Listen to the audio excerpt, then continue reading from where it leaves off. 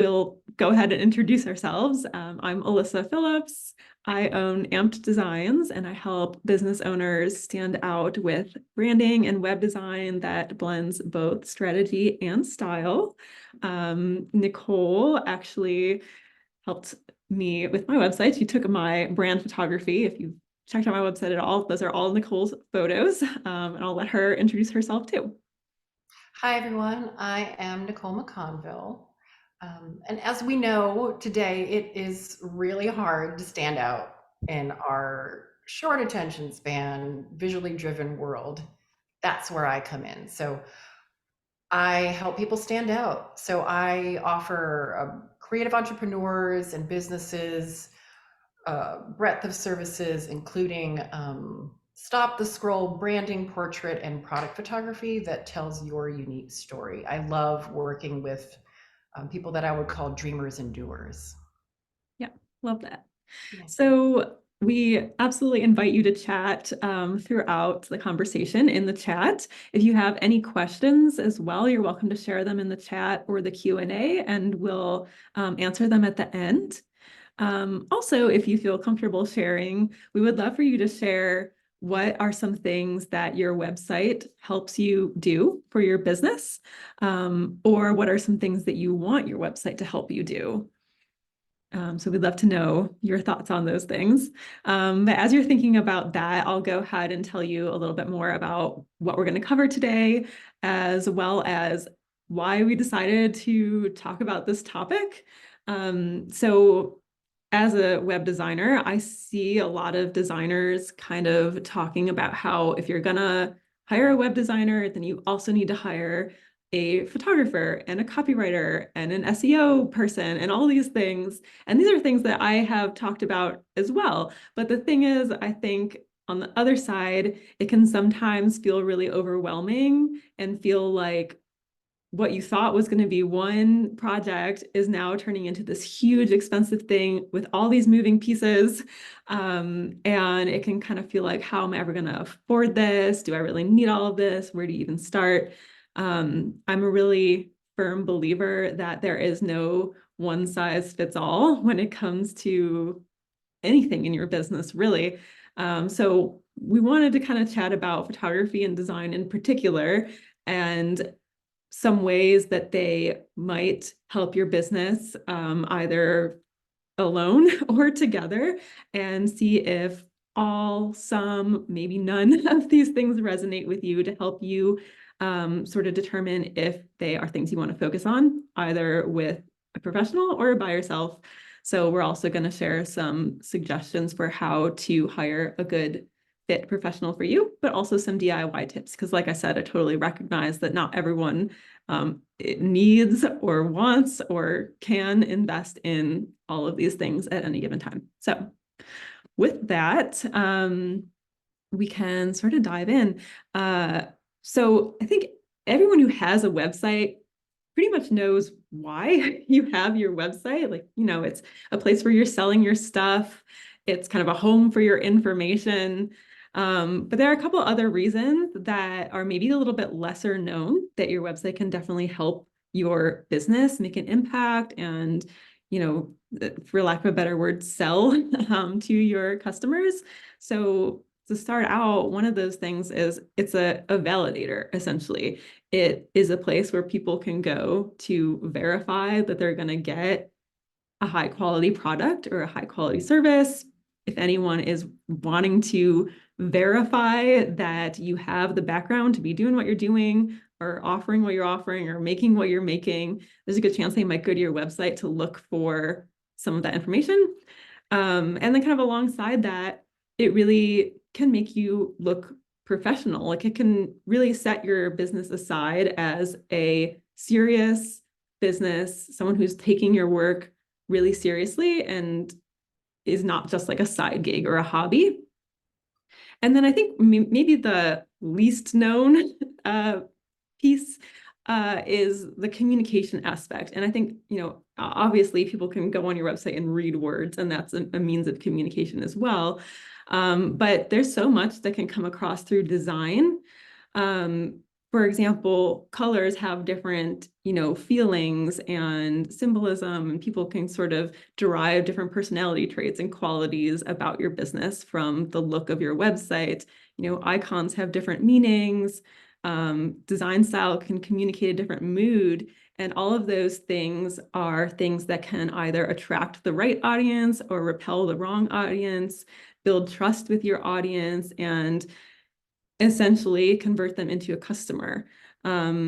So that definitely goes hand in hand with photography as well when we're talking about the visual aspects. So I'd love to ask you, Nicole, if you think there are some ways that photography comes in to help that people might not think about immediately. Sure. We are in a visual world. Everywhere we turn, there are images vying for our attention. And so, as I said in the intro, how are you going to stand out? Photos are your opportunity to show the world, including your ideal customers and clients, who you are and what makes you stand out. So, having quality, attractive information allows you to give a first and lasting impression. So, humor me for a second. Imagine that your website is a person walking into a crowded room. What impression do you give? What does your attire, your demeanor, your expression say about you? Are all eyes on you? Have you sparked a little sense of curiosity and interest amongst the crowd? So you want your website to start a conversation. You want it to be a conversation that is both effective and memorable. So in that first conversation that you have with somebody, your website, how do you make your website visitors feel? So showing that your work and services are worth it. I'm a big fan of the phrase "dress to impress." Yes, I'm doing this webinar from home, but I'm wearing my business attire. So these days, it's a leap for people to spend their money, whether it's on products or services. So how can you help your audience feel good about their investment in you? So it alludes to what Alyssa was saying, is your website is that opportunity to show that you're worth it. So I work with people in the education space, but also with clients. And oftentimes the first question that someone asks is, I don't even know where to start. What am I supposed to be taking pictures of? Sometimes your webpage is this just blank, empty canvas around you.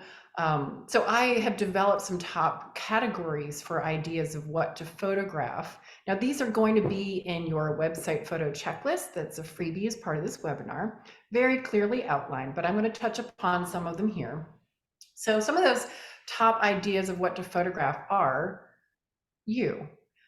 Now, I know as soon as I say that, some of you instantly start feeling squeamish and you want to run away.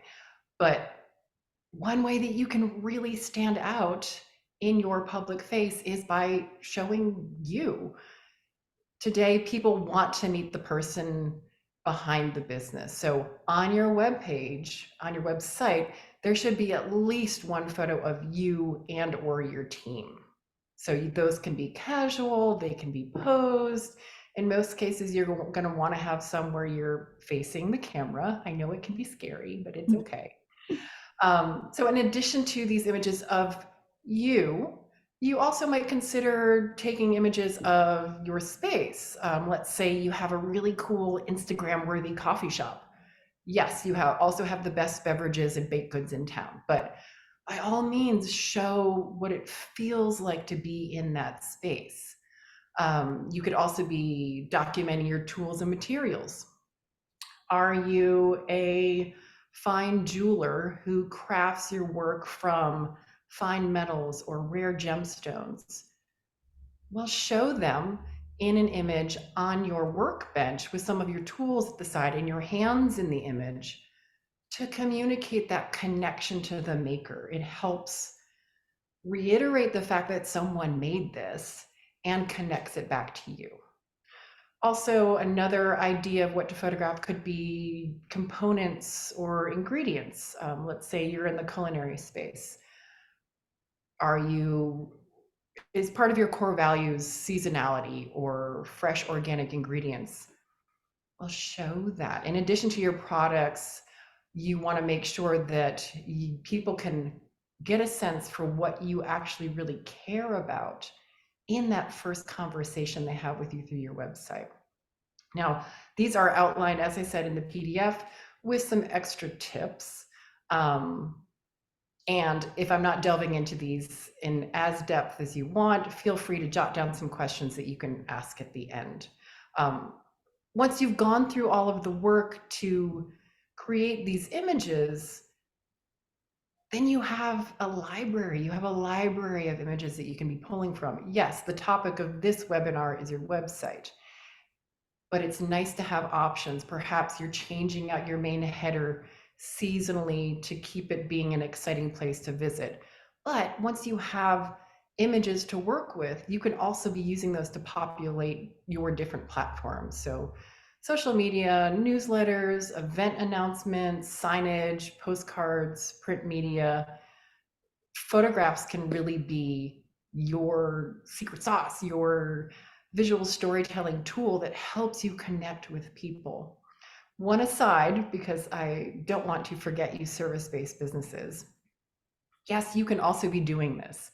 It's particularly true to show your face. If you are a therapist, a coach, a meditation teacher, someone in the fitness and wellness area, people need to be able to meet you online and have that immediate sense of, okay, this is someone who has expertise, they make me feel comfortable, and I can trust them. So what would your work and your space, what would that be relevant as a service provider? Let's say you're a designer like Alyssa. You might take some images of some client briefs or some mood boards, perhaps your hands working at the computer, talking on your phone to a client. Yes, these things can be staged. You can have a friend take photos for you. But there are other ways that service providers can still be showing up to engage in that conversation. Yeah. Yeah.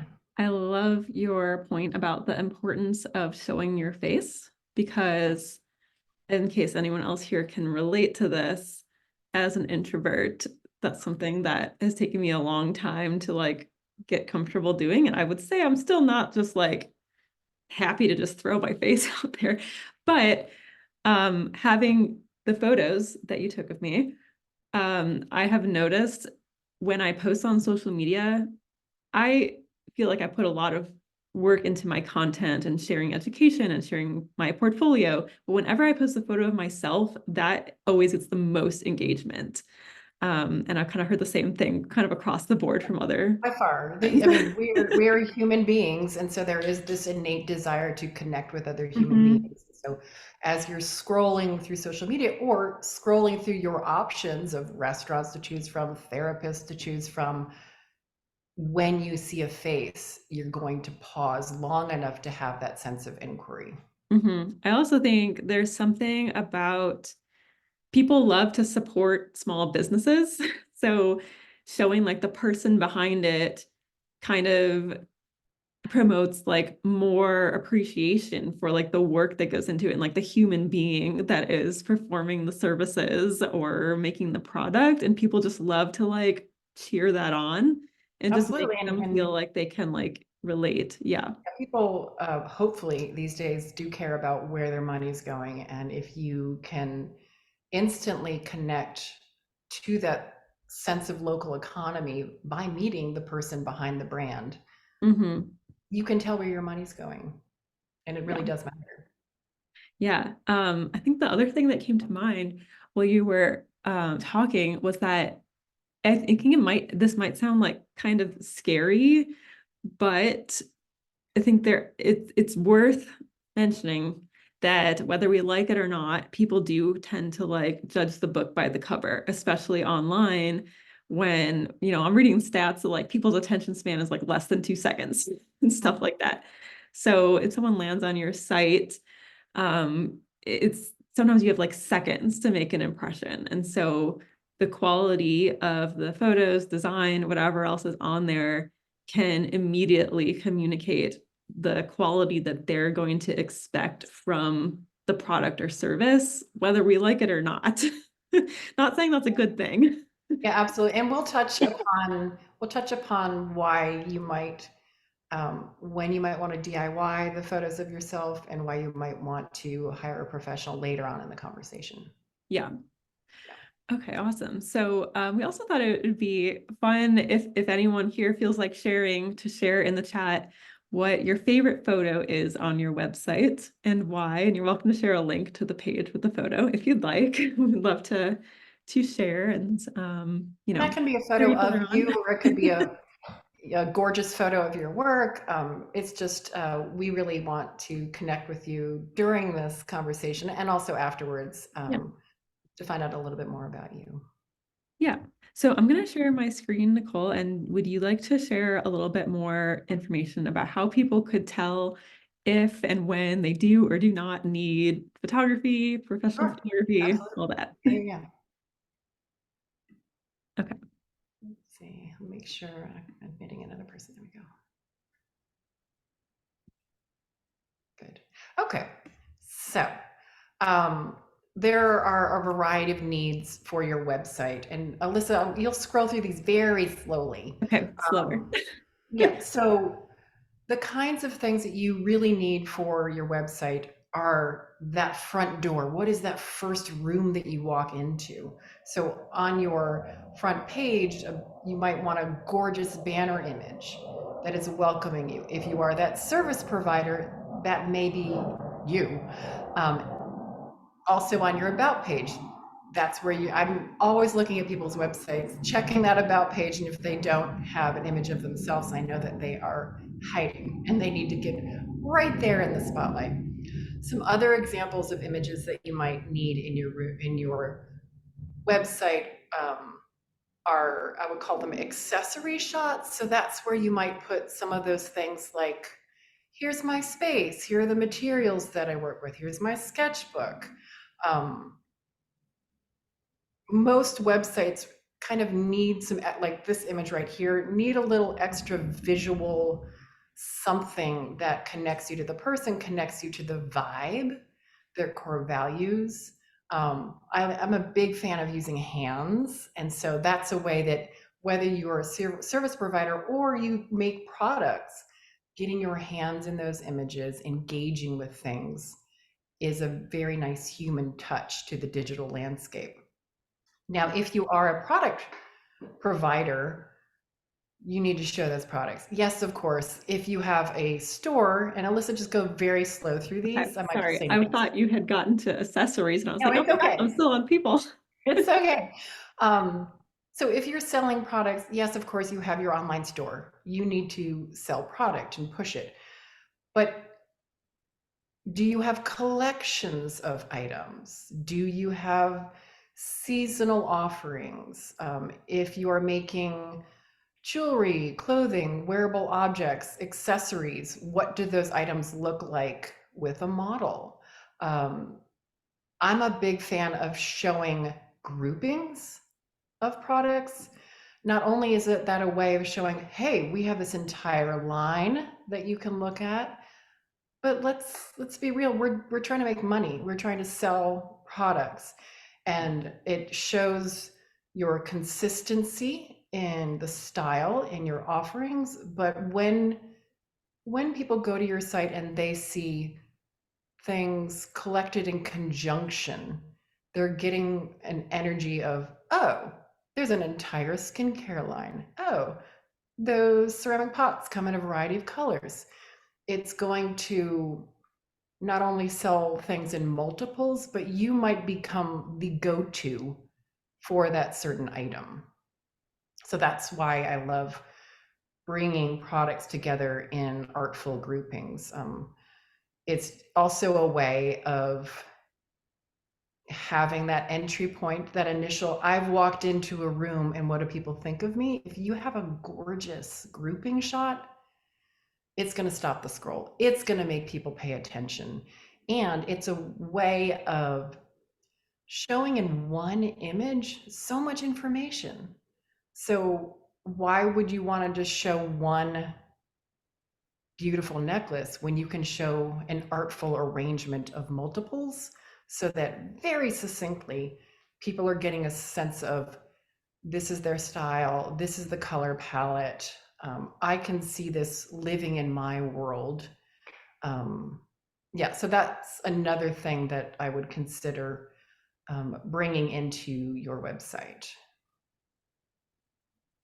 Yeah, I hope I went at an okay pace there. that's fine. It's fine.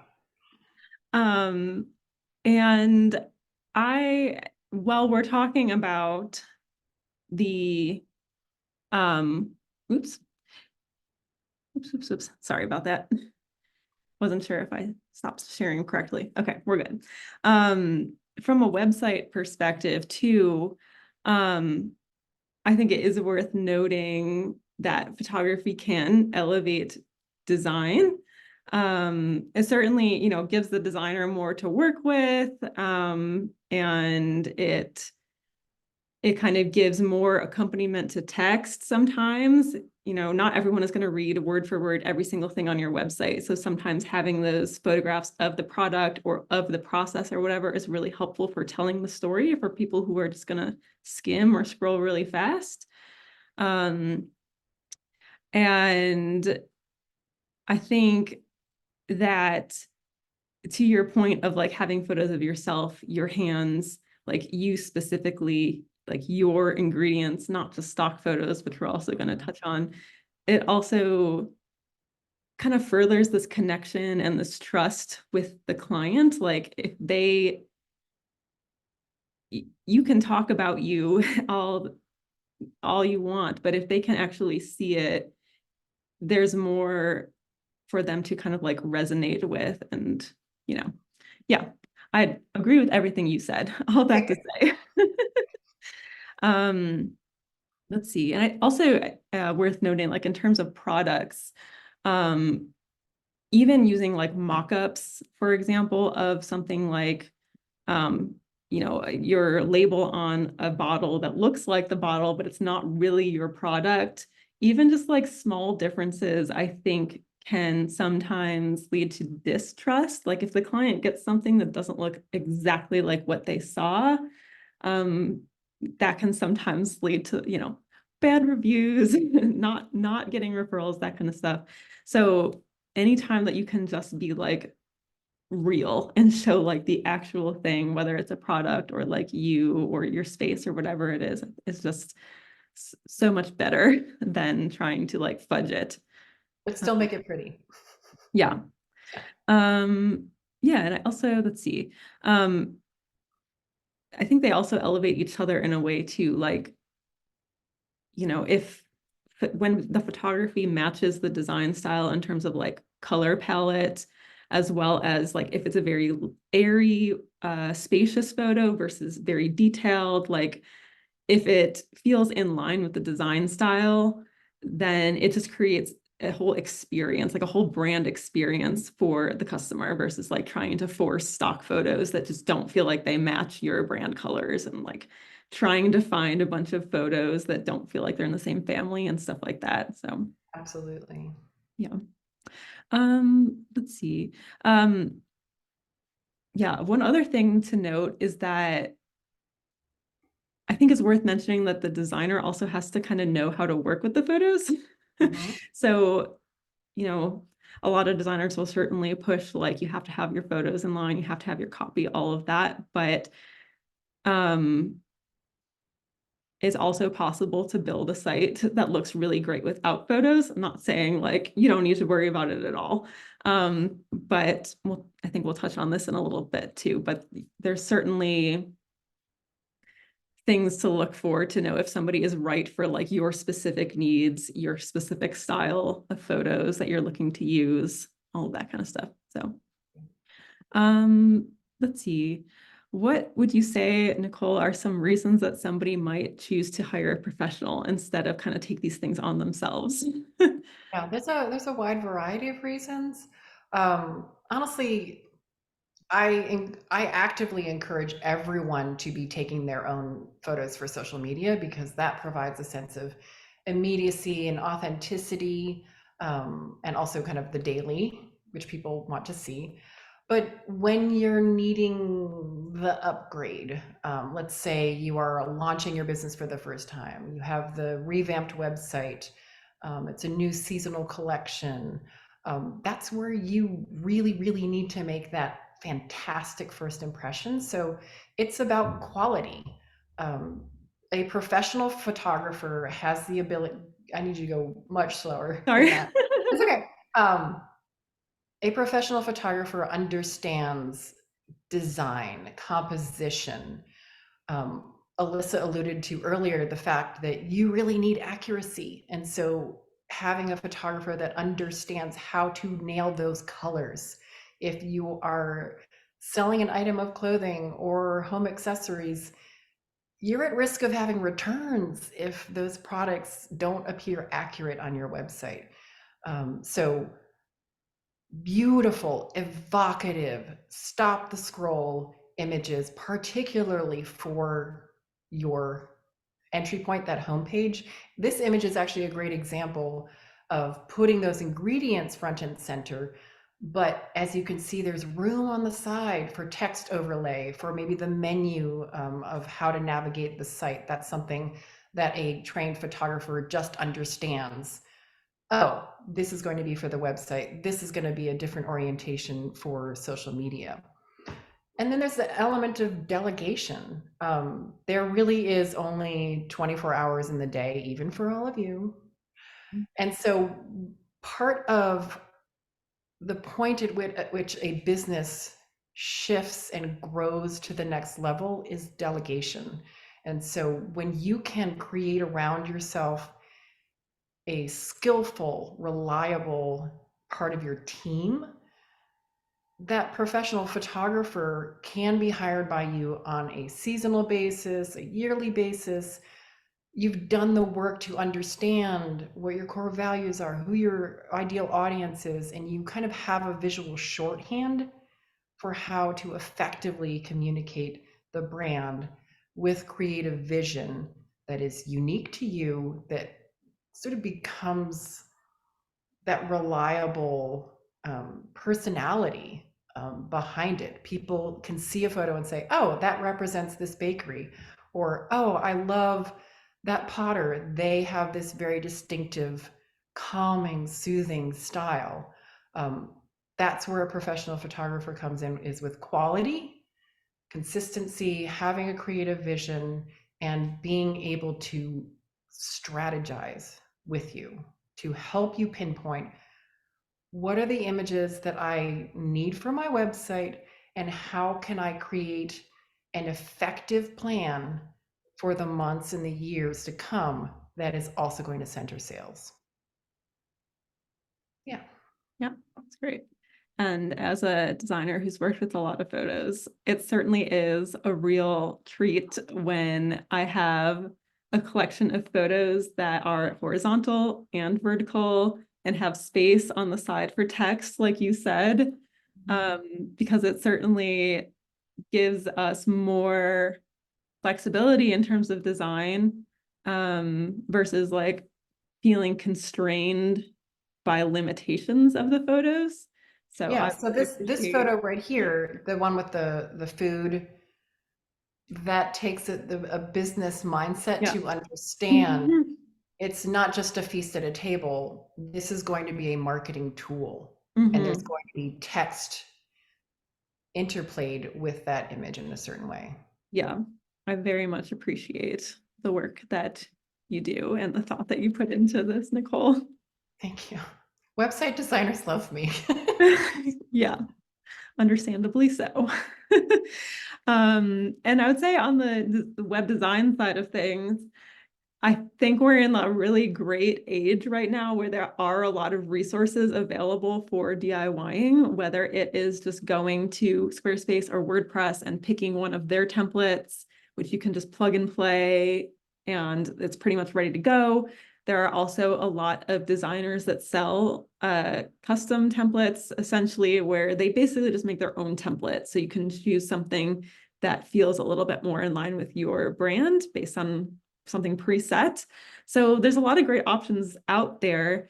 the reason that you might choose to hire a professional designer and actually work on a custom site would maybe come from when you're feeling constrained by your template and you've kind of envisioned like something that you want or more information that you want to add and you just don't know how, or you feel like your template that you started with just can't accommodate it. Often this comes like if you've had a lot of growth in your business, like maybe you started with a template that was a really good fit when you started out. And then as your business changed and you added more services or more products or took new directions, now it's just no longer working, and accommodating the information in the right way. I've also had a lot of clients come to me when their website kind of feels like a mishmash. Like over the years, they've added information but not in a very strategic way. And so it's just kind of become like a lot of different things that don't feel cohesive. So the strength of working with a designer is kind of similar to what you said, Nicole, like the strategy. So we really think about like taking a step back and like, what is the ultimate goal? Like, what are we trying to achieve here? And how can we make a design that will help you reach that goal? Like what if you, that will help you sell more products or help you book more services? And how can we do that in a way that feels on brand and appropriate for your business and totally unique from other businesses that do the same thing? So it's kind of marrying the strategy with something that is really beautiful and stand out. So that's what a designer can help you do if you're ready for kind of that next step. And I think one other thing I would love to note, let me share my screen again. I wanted to share this site that I worked on for a client that is a accounting firm. And we have custom photos here. And this client was one that came to me after they felt like their website was just like a mishmash of different stuff that they'd added over the years. So we kind of stripped it down to the most important information, and compiled it in a way that's very digestible, and easy to navigate, but still feels like really unique and on brand and cohesive. And these photos, I have kind of a little secret about these. Because they really wanted photography. They really wanted a hero image and they really wanted photos throughout their site, but they didn't have any. So I actually took all of these photos on my iPhone. I went to their space during the day on a sunny day of a very brightly lit office. So that was in my favor. And I took these myself, and not at the level of Nicole's photography. This is not a service that I offer, but I wanted to point it out because this is something that you can do. And it's not something that I just did in like 10 minutes. It probably took me an hour and a half. And I really thought about like, you know, item composition and like what photos I was going to put on each page. And it probably took like multiple shots of each setup, like I'm sure you do too, Nicole. So what I wanted to note is that it's something that you can do. And I think that just putting a little bit of like thought and strategy into it yourself, you can also create something that looks really professional, and feels on brand and doesn't look like you took it in 2 seconds on your iPhone, if Also, that it makes sense. doesn't, it has their branding. It's their space, it's their Yes. pens, their furniture. So when someone's looking at that, while it might have a little bit of that kind of stock photography energy, these are real shots within that space Yeah. that help do that kind of subtle, oh, this is what you can expect when you come here. Yeah, exactly. And so since they work with mostly local clients, when someone goes to their office, they will see this texture of this chair and this wall color and this table color and form that connection between what they saw online with what they're seeing in person. Like this isn't stock photos, even though it essentially looks like stock photos, it still has that personal touch. So I think it's great. Can you say a little bit more about the concept of stock photography, Alyssa? yeah, absolutely. So I'm sure you have a take on this too. I think there's a lot of debate on whether you should, go custom or find stock photos. And again, I think there's no one size fits all. And it's also very much a matter of personal opinion. Like some people are going to care more about this than others, and that's totally fine. But I think like stock can sometimes be very obvious, especially if it's people who don't actually work at your company. That's probably my personal, like if I'm going to make any recommendation about stock photography, it's at least leave people out of it. um, and yeah, it just doesn't have like the same soul. So I think if you are able to kind of stage a couple of shots of your stuff, just like what we've been saying, like it just helps bridge that connection so much more. Um, I think also if you go to a stock site and do a quick search, the first things that come up are the things that like everyone is using. So if a customer sees the same photo on several sites, they kind of just know. And I think sometimes, again, whether we like it or not, that can kind of cheapen your business because they know you're not investing in photography and you're just finding, the first stock photo. Um, and alongside that, I think there can also be a risk of confusion depending on like the type of business that's using the same photos. Like if two accounting firms on the same street are using the same photos, then that opens the door for the client to confuse one with the other. Just because, they've seen the same photo in the same spot, they're making the connection, same business. There's also a lot more information coming out about how Google and SEO benefit or don't from photography. With the shift that we're seeing towards AI, we've seen a lot more from Google suggesting that they're favoring original content. And a lot of the time that is referring to writing. Like they can tell if something's written by ChatGPT, basically, versus if you actually took the time to write an article, and they're sort of giving a boost to people who are like writing original opinions. And it's also been suggested that Google is starting to favor original images as well.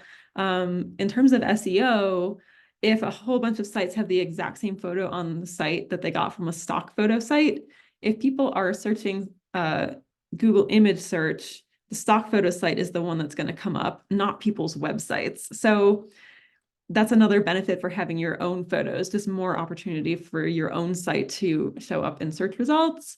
I was trying to find a little bit more research on this because it's so new and kind of still developing. I did find one article, and the third point in this article does talk about the impact of stock photography. There's a lot more points in there about the impact on SEO if you're just curious to learn a little bit more about that topic, but totally different topic. But I do think those are very relevant points because we not only want you to have a beautiful, eye-catching, stop the scroll, effective, sales-oriented website, we want people to be able to find you. And Yeah. so that is one argument towards having original images, whether you're taking them yourself or you're hiring someone. Yeah. Should we jump into how people might want to find a professional? Yeah, that sounds great. I also wanted to add for Miguel and Ava and anyone else that I see your questions and I am noting them for us to answer at the end. So thank you for asking. We will definitely answer those. Yeah, we might accelerate our conversation to ensure that we have time to Yeah, answer your questions. thanks for keeping Um, moving. so hopefully we've convinced you that at some point in your business development, you may want to hire a professional for some imagery. Now, there's so many options out there. There's hundreds or thousands of options. So how do you find the right photographer for you? Obviously, going to Google is going to be a great entry point, but be specific in your searches. So, sir, if you're looking for a headshot or portrait photographer, you're likely going to want it someone within your region. Is there a certain style that you're looking for? So, being specific is going to benefit you in the results that you turn up. Also, social media these days is a relevant search engine. So using hashtags to find what you're looking for, it could be um, North Carolina product photographers or Chicago based ceramics photographers. That's a great way of reaching out, but also who are you following? Who has accounts that you're inspired by their imagery? Are they taking those images themselves? Have they hired someone? If you have established rapport with that business or that account, you can reach out and say, hey, who's doing your photography? It's great. Ask your network, put something up in a Instagram story or on Facebook. Hey guys, I'm so excited. I'm going to be revamping my website. I'm looking for a photographer that can do this. Does anyone come to mind? So using your network to kind of shake out the options and find the best for you. Once you have, I don't know, a half dozen options, you need to make sure that person is the right fit for you. What is their style? Are they a minimalist? Are they an expert in artful groupings? Do they work with models a lot? Do they do a certain kind of portraiture in environment? Um, Make sure you're going through their site, digging through their samples that they're showing you, because they're showing you what they do. Also, when you inquire with them, ask as much as you can about their packages and pricing. Not always, but in most cases, you do get what you pay for. And that is not just in expertise, but it's in experience and perhaps the quantity of what you're getting. When you're working with a skilled professional photographer, they're not just making you pretty photos.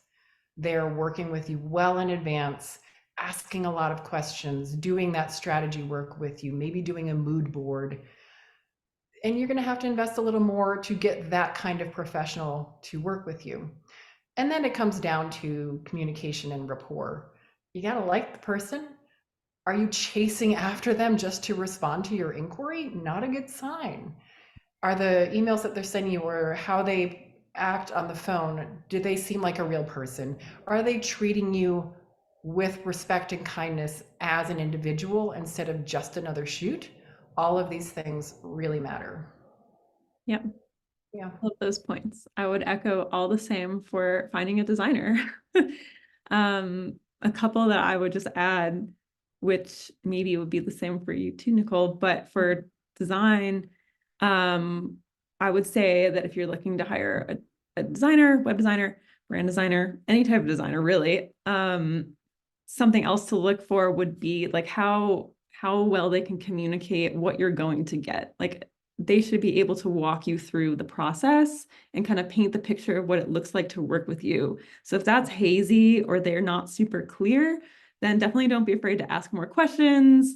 If it's still not super clear, then really think about like if this feels like a good fit or if you would prefer a little bit more assurance of what's going to happen. And then also looking at their qualifications can be very valuable in terms of hiring a designer.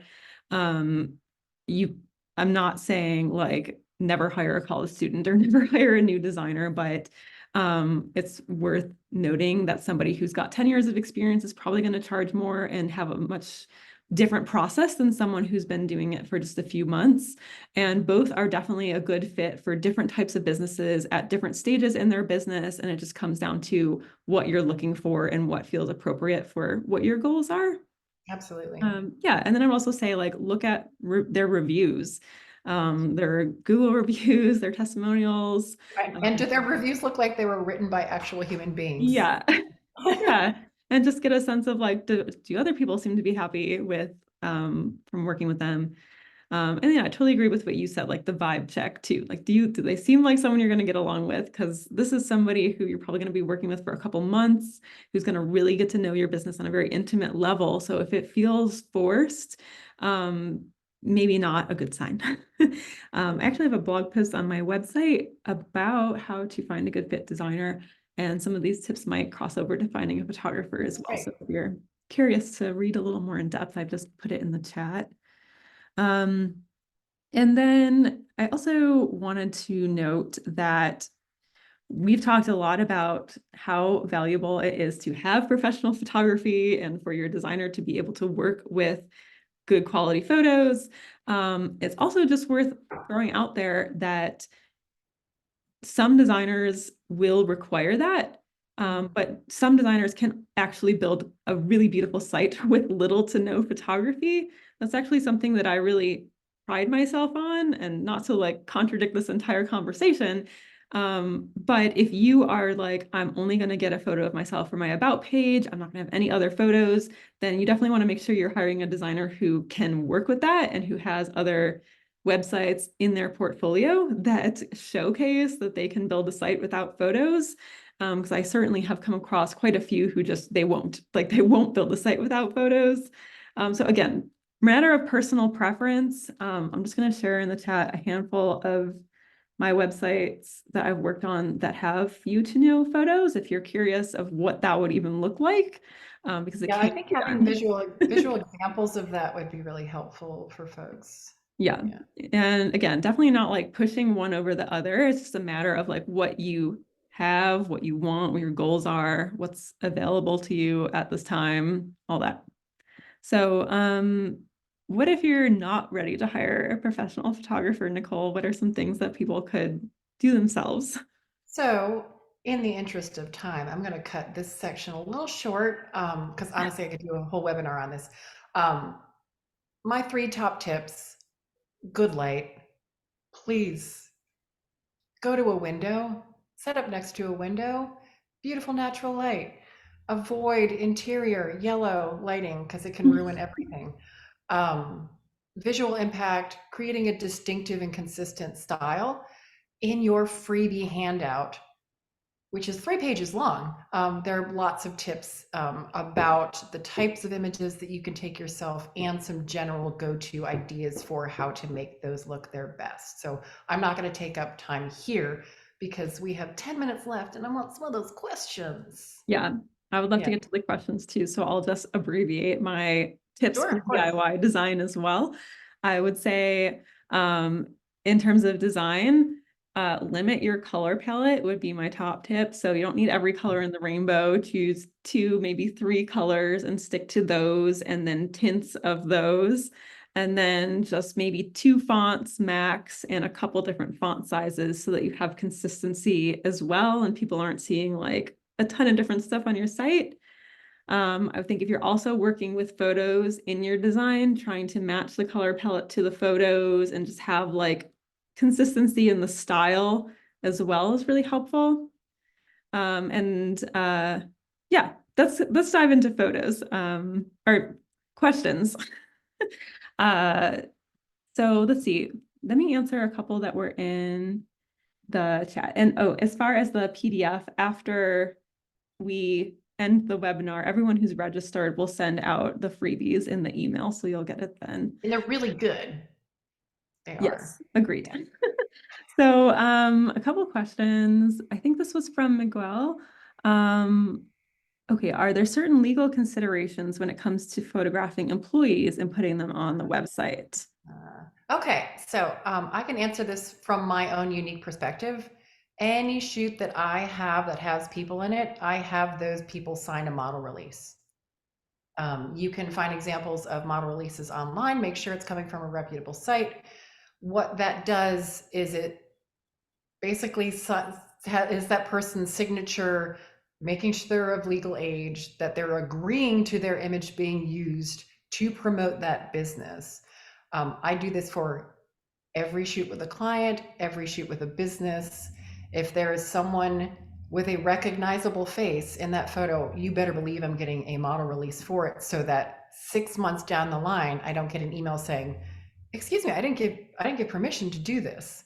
So I like to cover my bases and protect the investment of the photo shoot and the investment of that marketing material to know that it can be used for a long time to come.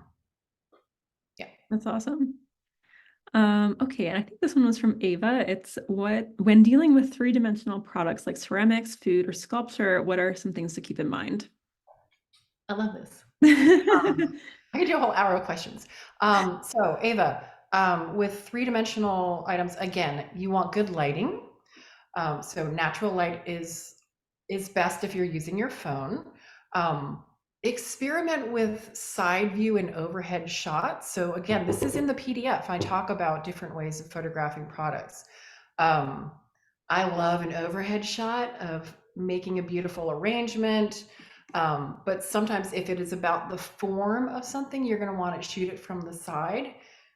Try different angles, stand on a chair, get down to eye level, move it around. A lot of photography, even as a professional, is just trying things. You're going to take a lot of images and you're going to see, oh, that's the angle. That's the thing that looks the best. Just try things. Yeah, with that. Yeah. If anyone else has any other questions, feel free to drop them in the chat. I do have one from Jason. It is, how do you navigate a web design when the client has provided images that are poorly done and don't fit the design? Do you still use the client provided images, or do you propose they use stock images if they have chosen not to hire a photographer? That's a good question. Mhm. I think for me personally, it really depends on the client and the business, and how badly they need those photos. Like if it is a product, I really am pretty firm on like, you need to have photos of your actual product. So I'll work with what they have for that. But the other great thing about websites is that you can always update the photos. You can always change it. Like it's never just set in stone. Like even the hero image on a homepage is easy to swap out. So I always try and reassure clients that we can put these up as placeholders essentially. And then when they're ready to hire a professional, they can swap out their product photos or whatever else. If it's just stock photos or other like random photos for a service-based business that are not at the quality that we would prefer, in that case, I might try to shift towards a site like one of the examples that I shared that just doesn't focus a lot on photography. And I'll use a photo of them on their about page because of all the reasons that Nicole talked about the importance of. But I just won't make photos like the highlight of every page. But I think it just really depends on like what the photos, if they're bringing something to it, or if it's just like there for decoration, like what is the purpose of the photos, if that makes sense. So yeah. We Any want other to take one questions? more question from the group before we make sure we've got time to wrap up. You've got experts at your disposal. Come on. Anything you've ever wanted to ask a Yeah. photographer or And a even if designer? you think it will offend us, it won't. No, we have thick skins. Yeah. While you're thinking about it, I'll just mention that afterwards we will be sending an email with the recording, as well as our freebies. So Nicole has a photo checklist that is really, really resourceful with what to photograph, how to photograph, great info. And then I'll be sending a homepage checklist. So it's kind of a compilation of what to include on your homepage and how to make a homepage that really converts and invites your customers to keep exploring your site. Love that. Ooh, Okay, questions. couple more questions. I'll go from the top. Tips for photographing really large artwork. You're going to need a wall. You're going to need a big wall that you can nail things into. That is my suggestion. Anything really large, you're not going to be able to shoot from above. So you need to be able to um, frame it with space around it, either with that window light at the side or in a professional setting with pro lighting. And there are photographers that specialize in that. Great, thanks, Nicole. Yeah. Okay, how do you deal with negative feedback or an unhappy client? I can certainly answer from a design perspective. So I will say one thing that is really helpful from the beginning is having a process in place to really understand their business and their goals and really dig deep. And that can prevent a lot of situations from turning into an unhappy situation. So I feel really proud that this is a very rare occurrence for me. And usually if it's negative feedback, it's just like a tiny thing that has to be changed because my process is set up to make sure that we are getting the right result the first time. But for me, it's always just about like listening, asking more questions, really trying to understand like what did and did not resonate and how can we bring it towards their goals and something that feels like a good fit for their business and audience. Yeah, I would say the same exact thing. And sometimes I'm actually working with repeat clients, so they're hiring me again and again and again, which is wonderful. So you want to make sure that you address if there is anything that comes up that's uncomfortable, that needs to be adjusted for the future, and just meet each other eye to eye and just be straightforward and honest so that you can make adjustments for the future. Yeah. Yeah. Okay, what is the worst mistake people make when DIYing a website? That's a tricky question. Um, the worst mistake, I mean, I don't mean to make it sound all doom and gloom. I guess I would say that's so hard. Um, I need to think about that while you answer one of the photo ones. I actually want to hop down to this great question about how important is it to use a model that represents your customer, not just the clothes for I love jewelry. that. Um, I deal with this because I do model photography. Um, because I do a lot of advanced strategy questioning with my client, who that ideal client comes up, and there is a model selection process. And sometimes it's what is going to be the most flattering, but it's also your audience shouldn't feel alienated by the model that's demonstrating the jewelry or accessories. They need to find them relatable. So that is usually part of the process of what are your preferences in a model and coming together on a consensus. That's great. I have my answer to the biggest DIY website mistake. I would say it is not providing a clear pathway for the customer to take the next step.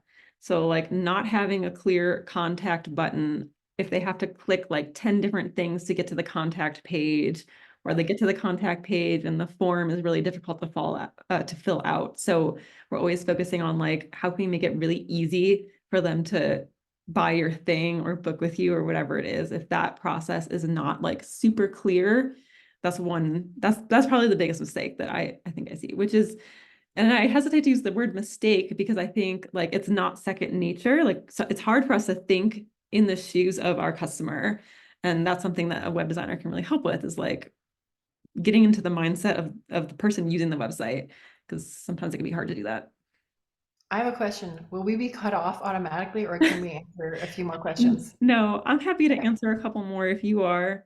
I am. I'm game. Okay. People So showed yeah, up. if You anyone showed has up, to so you get go, to have your yeah, questions of answered. course, if anyone has to leave, Yeah, feel of free to course. hop off. Thanks for coming. But let's Oh, I like this one. What happens when a client demands more work than the scope that was contracted? mm, There's a contract. yep. Should always be a contract. And this is part of the finding the right fit for a photographer or designer. It should be very clear what you're getting working with this person. It should be completely outlined. And if you have questions, you should ask them before you sign that contract. hmm It's all there. It's a contract is not a bad thing. It is there to help both parties communicate expectations so everything is abundantly clear. So if a question comes up, so if I have a shoot and I have 2 hours, 4 hours contracted, they come back to me with an abundance of products that far exceeds what we had agreed upon, then I can give them the option. Hey, this is what we agreed to. Would you like to hire me for another hour of photography? Because that's what it's going to take, and this is what that will cost. If so, I'm going to send you an amendment to the contract that you will also have to sign. Yeah, Yeah. I have nothing to Love add to that. That was love a perfect. contract. Love it. Okay, what about if a photo resonates with your brand from a photographer, what is the best practice in terms of requesting the use of that photo? That resonates with me. I I think mean, you maybe can. maybe they mean like Okay, so you're like, lifestyle. so Yeah. you're finding like a gorgeous picture of a landscape that you want to include on your website. You need to contact that photographer directly. Sometimes photographers are represented by agents, so that's a whole other thing.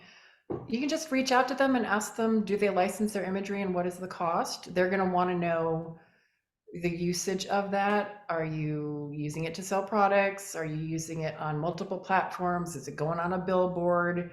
Are you using it for 6 months? Are you using it for a year? And all of those different terms are going to change what their fee is going to be to license that. Yeah, they're probably not going to let you use it for free. You give them, yeah. Okay, and then there's another one about photography. Thoughts on copyright transfer for lifestyle and product photography. That might be a similar question. Similar type of question.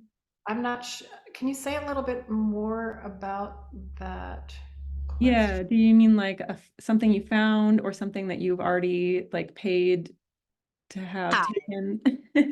So I'm having a photo shoot in a week and a half, Hmm? and this is going to be my Congrats. first. Thank you, and it's going to be my first on model shoot. And he's also going to be doing some lifestyle product photography. Awesome. And there are times where you hear, especially when you make it, but there are times that, 10 years, 5 years, a Ah, year down the road, and they say, well, you can't use my photography anymore, even though it's lifestyle or product photography. So that's why I'm asking, at what point should I ask, or should I ask right off the bat, hey, I need copyright transfer okay, so for this is the this is images? one of those kind of date your photographer, find the right fit. It's one of those questions. Um, you need to be asking these questions up front and looking of your contracts very clearly. I'm a really rare bird in the photography world in that I don't limit the usage of my photos because I'm a premium photographer and people pay me well. But a lot of commercial photographers do limit the rights for how long you can use that. I will tell you now that photographer is not going to give you the copyright to those images. The photographer owns the copyright on the images, almost always. I own the copyright on all of my images.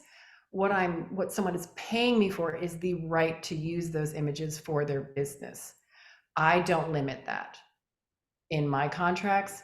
Many people do. If you're wanting to extend the life of your usage rights, you can simply ask the photographer what is involved in extending that and what are the fees associated with that. It's very rigid in a lot of commercial photography, but it's also why I've chosen to not do that because I like to work with small growing businesses. But good luck with you. It's going to be amazing. Yeah. Yeah. Thanks, Nicole. Yeah. Okay, I think we have one more. Any tips for working with a photographer who is not local to you and best practices for communication for a model shoot with jewelry? Excuse the, I Right get up really your alley. excited. I get so excited talking about this stuff. Um, okay, tips for working with a photographer who's not local to you. This is often called remote photography. So you're packing it up and you're shipping it. Um, the best tip is to follow the guidance that we've provided in this webinar about finding the right fit for you, vetting them, making sure that you understand their style. Are they someone that expresses upfront how much strategy and planning they're doing with you? Are you going to know by the time that shoot happens, oh, this is the style that we're going. I'm going to get these kinds of shots. We have a collaborative shot list that we've developed together. It's part of that dating process of finding the right fit. I'm growing into remote photography, so these are questions that I'm trying to anticipate how to answer that to make someone feel at ease about sending me their work and not being there. Um, yeah, so as long as it's someone that you're doing advanced strategy, you're feeling free to ask questions, and you have like a shared visual mood board, that should help you communicate your preferences, and hopefully they're open to that. Yeah, Great. Thanks, Nicole. sure. It's been great. If anyone has any last minute questions, feel free to leave them. We'll also share our info. Let me copy paste it here. If you would like to reach out to us with any questions, anytime, here's where you can find us. And we're always happy to have a conversation. Like I said, you'll receive the recording as well as both of our freebies after this. And yeah, thank you so much for coming. It's been great chatting with you, Nicole, and Yeah, been great chatting with everybody else as well. I love this conversation, and all of you get gold stars because a big part of showing up for your business is literally showing up It's true. and having an inquiring mind, asking questions, being open, being uncomfortable to growth. So gold stars. Yeah, Thanks for agreed. being here. Yeah, it's great to meet and see everybody. So Thank you again. Hope to catch you next time. Right. Thank you so much, everyone.